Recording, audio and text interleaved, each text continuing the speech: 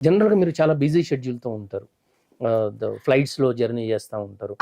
ఇంత బిజీ షెడ్యూల్‌లో కూడా ఇలాంటి యాక్టివిటీస్‌కి, సోషల్ యాక్టివిటీస్‌కి, డివోషనల్ యాక్టివిటీస్‌కి మీకు సమయం ఎట్లా సరిపోతా ఉంటది?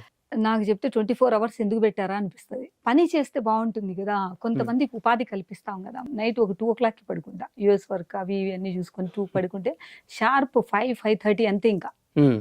ఇంకంతకంటే ఎక్కువ నేను పడుకోలేను. నా వల్ల కాదనమాట. పనిలో ఉన్నటువంటి తృప్తి ఏంటిదంటేనండి ఒక బూస్టింగ్ అనమాట. హెల్పింగ్ కోసం మీరు పోటీ పడుతున్నారు. కోట్లు యాహ్! సంపాదించడం కోసం కాదు. సంపాదించడానికి అవకాశాలు చాలా ఉన్నాయండి. హ్మ్. అవకాశాలు దేవుడిస్తున్నాడు. మనలో కొన్ని ఎథిక్స్, వాల్యూస్ ఉన్నాయి కాబట్టి హ్మ్.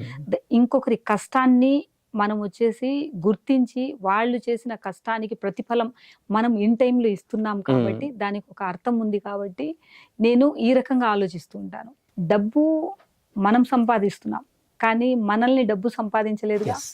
హ్మ్. గొప్ప సో, విషయం. అందుకని నేనేంటిదంటే నేను డబ్బుకి ప్రయారిటీ కంటే కూడా కష్టానికి విలువిస్తా. కష్టపడవే వాళ్ళకి విలువిస్తాను.